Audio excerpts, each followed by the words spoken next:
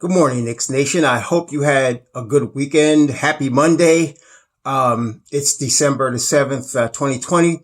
Uh, Now, this is the second day of what I've been waiting for, the real nitty gritty New York Knicks training camp. So we started yesterday, apparently.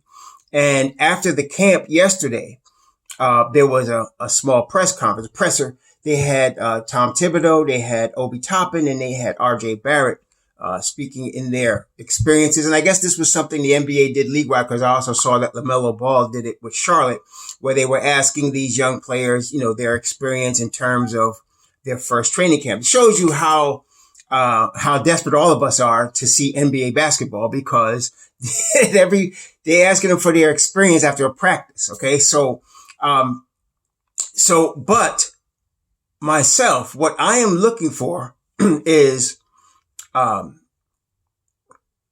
looking to read behind the words.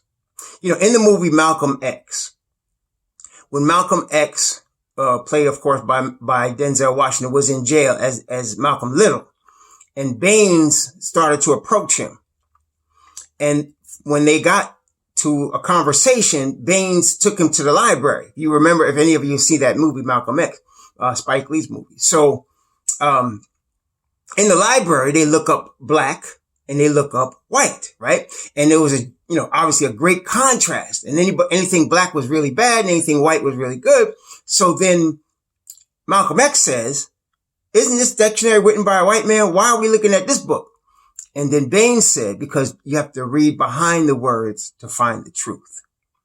And that principle of listening or reading behind the words to find truth, I have found over the years very helpful, both in dealing with media, who I believe, in terms of news, constantly lies to us, and of course with sports.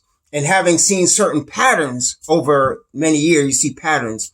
And that gives you an idea of really what's happening more than what they're saying. Okay. So I did with this news conference yesterday with Tom Thibodeau. And so first off, before I continue, again, I just want to make sure I say, I hope everybody's well. There are way more important things on this earth than basketball. And I hope that you're healthy, and I hope your family's healthy, and that you're able to have all your needs met, in this situation in which we're in right now, with the recession and with the COVID and so on and so forth. Be safe. Okay. That being said, I also want to commend Knicks Nation today. Why do I want to commend Knicks Nation? I was thinking about this over the weekend, and guys like Miles Powell, Iggy Brasdegas, right? Jared Harper, Theo Pinson. Okay. I have noticed over last few weeks, especially leading up to the training camp, many of you are pulling for these guys, to make the team and to do well. Now, to me, that is one of the proudest things I have. To me, as a Knicks fan in Knicks Nation, because that means not only do you know the main players, but you know the players on the fringe, and you're pulling for them to make it. That's a very good situation. I like that, because that's positive Knicks Nation. That's the Knicks Nation I like to talk to, be associated with, not people that are negative on their own players. So, I commend you all. And though, right now, of course, there are 20 players in training camp, including Michael Kidd-Gilchrist, and there are 15 spots. Okay. There are 16 players that are under guaranteed contracts, and there are 15 spots. So obviously not everybody's going to make this team. Okay. But we are pulling for our guys. Like, I like Miles Powell, but if I had one of those four that I want to see on a regular rotation, it's Iggy, because we drafted Iggy last year. Iggy's a fighter. He's a gritty kid. I just like his game. He's a savvy ball player. Yeah. And I like to see guys that, get the most out of their ability, no matter how talented they are. And Iggy's one of those guys. He really is. And I'm just pulling for him to not only make the team, I want him to make the rotation. I know I'm asking a lot, but y'all understand, because you might be pulling for Miles Powell. You might be pulling for Jared Harper. You might be pulling for Theo Pinson. All of these guys are trying to fulfill their dream. So, I commend Knicks Nation for their support of these players. That being said, yesterday was the first day of practice, real practice, full team practice with the New York Knicks. Today it's going to continue. And I want to touch base on a couple of things that Tom Thibodeau said yesterday and let's talk about it, because I see things a little differently than some of my other Knicks Nation YouTubers. And obviously, I think y'all know that. And so I want to listen to a couple of minutes of two really particular points that Tom Thibodeau made yesterday. First, there was a question from Mark Berman of the New York Post, which we know as Knicks fans, he is not a fan of the New York Knicks. But and his questions are like this. They're typical. Let's look at it. Let's listen to it for a second. New York Post. Quickly, can we adapt to everything? And I think that holds true for every team in the league. Yes, it is. Mark Berman, New York Post. Hey, Tom. You guys still have $18 million in cap space. I know Leon was there today. I mean, what's your sense? Is this the roster, or are you still wondering if there's going to be some more changes because of the cap space? And just in general, what stuck out the most from the first practice? What impressed you the most? All right. So listen to his question. First, he mentioned, well, okay, Mark Berman is the captain of loaded questions. If you've been listening to the Knicks over the years, and again, I've been a Knicks fan for 50 years, and I think Berman has been around for like at least 25 years. His questions are always loaded questions. What do I mean by that? When he asked about the cap space, what he's trying to get from Tom Thibodeau is a headline tomorrow about who's going to be cut and what player they're going after. That's what he's trying to get. He's trying to get a headline the next day. Knicks are going after Buddy Hield or whoever. Okay. And that means so-and-so and so-and-so may be on the outside looking in. That's what he's trying to do. Okay. Now, two things about Tom Thibodeau. Number one, he's 62, 63 years old. He's been around a minute and he knows Mark Berman. Number one. So he's not going to fall for the okie doke. Number two, Tibbs is not Leon Rose. Tibbs understands he's a coach. And although he has say in player, who the roster is going to be in terms of who they acquire, he's not going to reveal what Leon Rose might be thinking about doing. Okay. Especially to Berman. Okay. That's not going to happen. Mark Berman's not, no. So he's going to ignore that.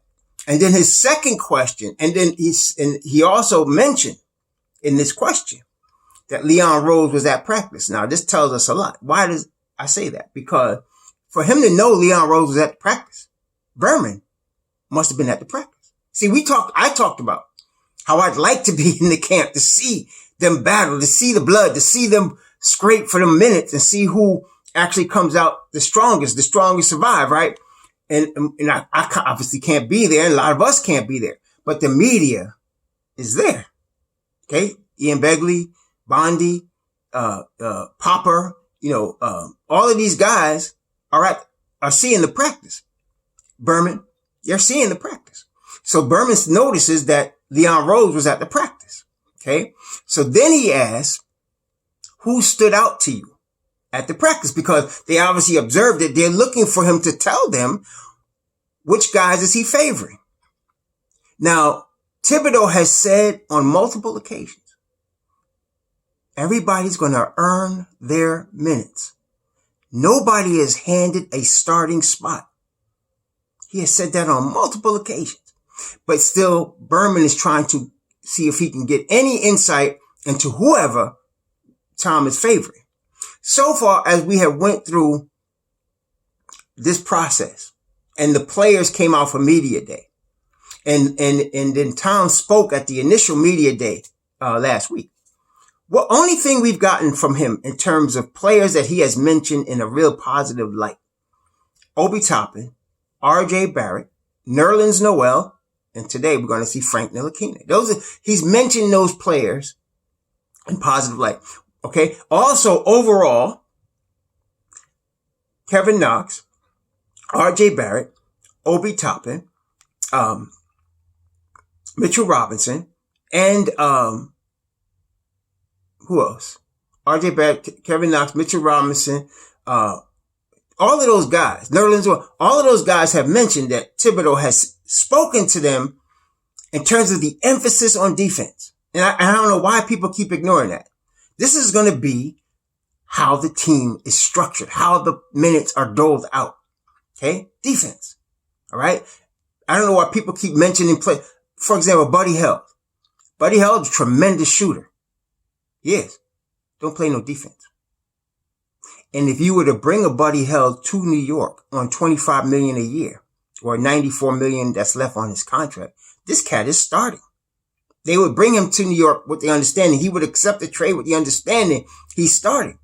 That may not be what Tom Thibodeau wants. You see, brethren, it's a delicate situation when you're building a culture and building a team from ground up. The important part is the foundation. More than anything important. So you don't want to bring in any player that's going to disrupt your base, your foundation of what you're trying to build. Maybe you would bring in a Buddy Hield once you have, an established team. You have an established identity. You even may have made the playoffs or close to it.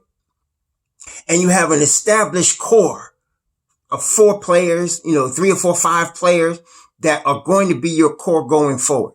Then you might bring in a guy like that. And if he doesn't fit, but you try even then to make it fit. But you don't do it this point. You don't do it now. So Berman is one, he's got, he's anxious to spend the Knicks $18 million than the Knicks are. Okay. Let's listen to Thibodeau's answer. Any one particular guy, doing something? Well, I don't know if it was any one particular guy, but I think one of the strengths of our club is that we are young and we are athletic. So I want to try to take advantage of that. Obviously, when you have older guys, the advantage they have is they have the tricks of the trade are down pat. And when you're younger, hopefully you can try to take advantage of your legs and your athleticism. But I think it's important for us to come in each and every day and try to learn and improve. And you learn things every day. And that's the way we're going to approach it. So his answer was, we're young and athletic, and I want to take advantage of that. What does that mean? Young and athletic, take advantage. How do you take advantage of players in terms of using them that are young and athletic? Well, one thing we already know about Tom Thibodeau, he likes to run his players into the ground, doesn't he? I mean, he pushes them.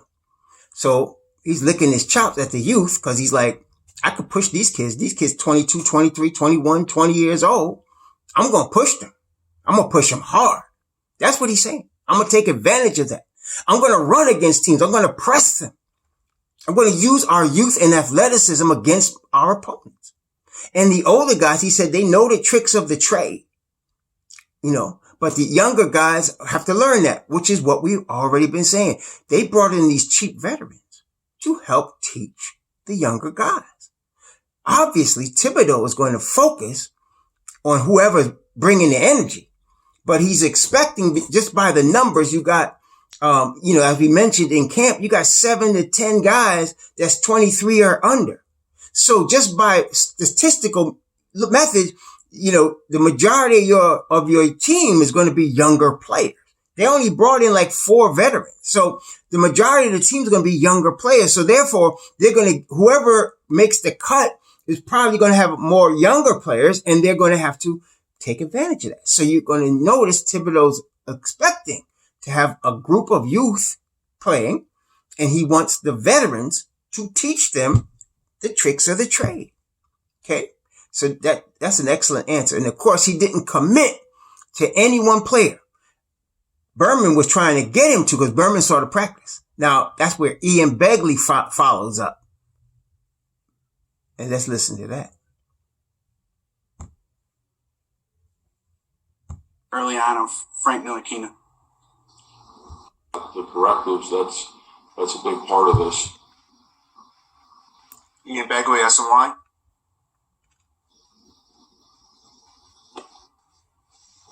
Hey, Tom, just in general, based on what you saw either in the previous workouts or more recently? What's your impressions early on of Frank Ntilikina?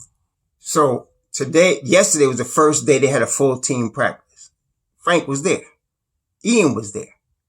Mark Berman was there.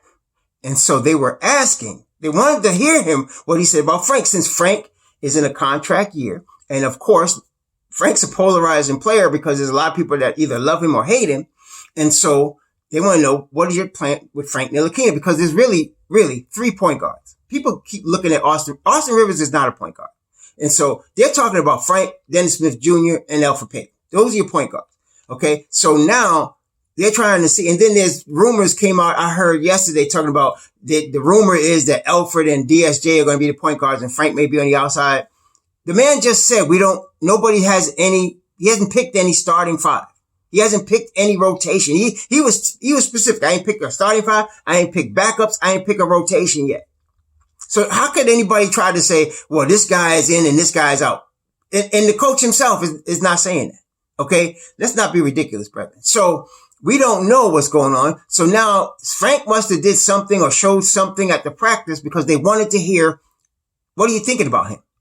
Okay. And so that's number one. So now we're going to find out what his thoughts are on Frank Ntilikina. I like Frank.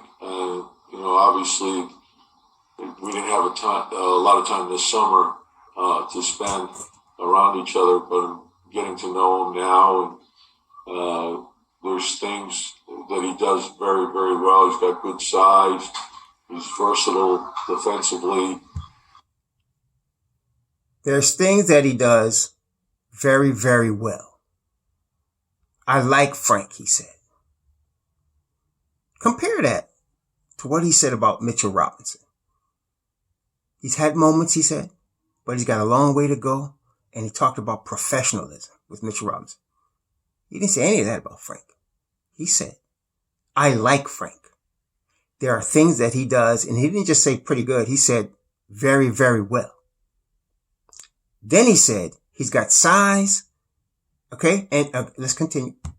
And he works hard, so I want to see what he can do. He's got size. He's versatile defensively. Okay, he works hard, and I want to see what he can do. What does that tell you? First of all, let me not jump the gun. I'll keep telling you I want Frank to start, right? But I'm not saying he said that. He's not saying Frank is going to start. But I will say this. Frank is going to be in the rotation. He's not going to be the outside looking in. He's going to be in the rotation. Okay? And I want to tell you this. Unless he's hurt in the fourth quarters of tight games, you're going to see Frank Ntilikina on the other team's best player offensively, especially in the perimeter. You're going to see Frank. Okay? He works very hard. These are things that if you look at Thibodeau over the last 8 years, and most of y'all don't do it. Most of y'all don't even look through the whole video. But if you look at him over the last 8 years, look at his record. Look at who he played. Look at what he has said in press conferences. He values highly defense, especially versatile defenders. He values highly people that work hard. Okay? Players that put the effort in and don't whine and complain. Y'all talk about Minnesota. Part of the reason he didn't make it in Minnesota for more than 2 seasons is because from what I read, Wiggins and Cat were whining about the work. And then that made Jimmy Butler upset because Jimmy Butler, he didn't want to be, wet nurse to some babies. He wanted some players, some people that was going to grind. And apparently these guys weren't up to the grinding level of a Tom Thibodeau the way Jimmy Butler was and Derrick Rose was because they was on that team. And Taj Gibson was. And these were your 2 core pieces, these 2 young guys. So that wasn't going to work out because they were whining. And it showed up in the playoffs when Minnesota made the playoffs. Here Minnesota goes from the bottom of the pile to the playoffs. In 1 year they get like 45 wins. And then Cat disappears. Because he wasn't used to grinding. He wasn't used to the pressure. He wasn't used to that. Okay? And I'm doubtful of that team going forward because of that. Okay? You got to be, And you got to be mature. You got to be the playoffs is where the men come out. The boys could play during the season, but during the playoffs, the men come out. Okay, and so that's really. But on the Knicks, Frank Ntilikina will run through walls for you. So will R.J. Barrett. They'll run through walls for you.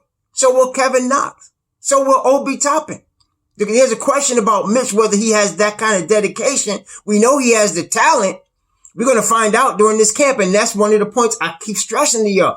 The point is the camp is going to tell us everything. No need to be guessing about who's going to play, who's going to be out, who's going to be in. The camp and the character of the player is going to tell you a lot. And they better be able to play some defense. So he said, I like Frank. He said, there's things he does very, very well. He has defensive versatility. He has size. This is a defensive coach talking here. Okay. So this kid is going to be in the rotation. Okay. It's not given. He's not going to say that yet. But by answering the way he did and telling you what he likes about the kid. For example, listen to what he said about Obi Toppin. Remember what he said about Obi? He said, he's NBA ready offensively. He's NBA ready offensively. Which is why Obi also said he has been working with me and Kenny Payne has been working with me, on my defense. Cause offensively he's nice. But if you can't play no D, if you all offense, he's not going to play you.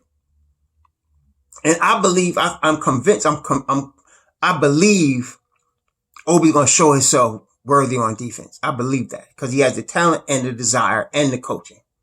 Okay. So I don't know what people are talking about. Frank, I heard Frank might be on the outside looking in. I don't know what y'all listening to, man, because the cat ain't saying that. He's saying, in fact, he said, I want to see what he could do. That tells, how do you see what a guy could do unless you play him? Tibbs ain't stupid. Okay. And one other interesting thing he said, we're going to ramp up the practices to get to game speed. See, Obi ran through the practice and see, I was able to keep up with the conditioning because I was already in condition. He don't understand. That was the warm up. The real deal is getting ready. And he said, I'm going to ramp it up as, to get to game speed. And he had a little smirk on his face when he said that because some of these guys think that what they saw yesterday was it. And that wasn't it. That was the warm up. He was doing more teaching. They apparently did some running, obviously. But they didn't do what they're going to do today probably or tomorrow because it's getting ready to get ramped up. So, brethren, again, I'm just stressing the fact that all of the Frank haters out there, y'all need to chill a minute because this guy likes Frank, as we kind of knew he was going to. Okay, we knew he was going to because of all the attributes you already said that most of y'all act like you can't see. The boy is an elite defender. He's the best perimeter defender we have. Okay, him and Elf are both good perimeter defenders, but Frank come in the league like that. And now, at the end of last season, Frank mentioned himself that, he was feeling really confident at the end of last season, which we kind of saw in his play at the end of last season, before the COVID shut the season down. He was getting more confident. Why? Because no more Fizdale.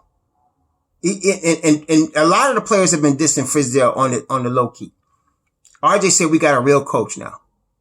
That's what he said. Okay. Frank said, we're going to do what coach says. I trust coach.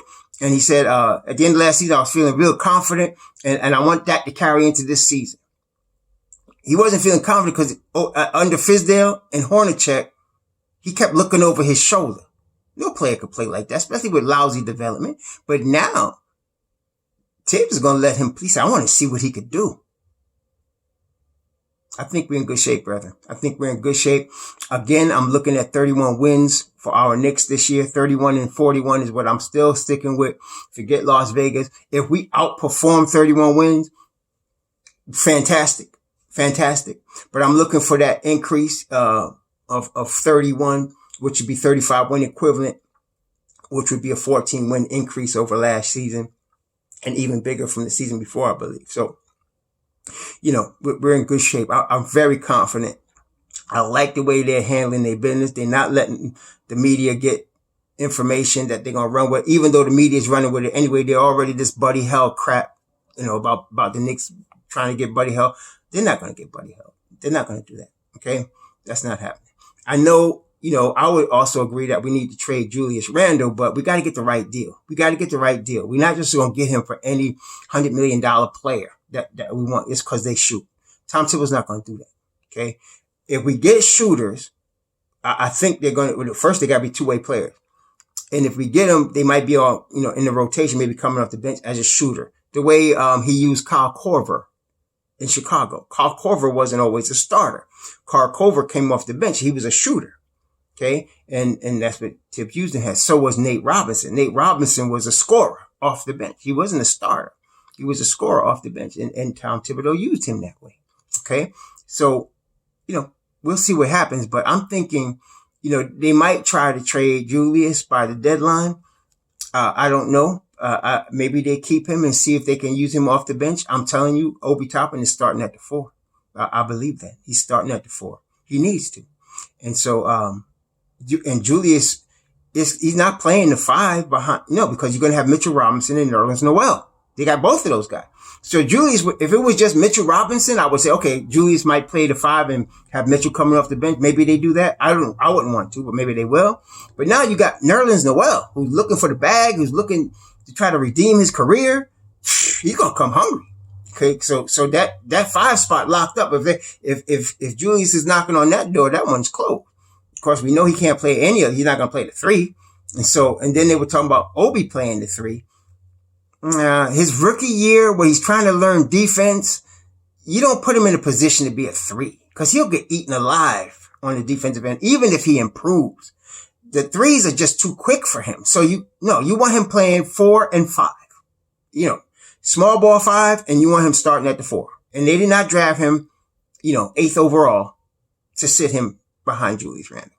No, this kid is a grown man. You could see last year, he's one of those players we talk about that was a man among boys last year. He was. So he's a grown man. He's coming in the NBA as a grown man. So he's going to make mistakes.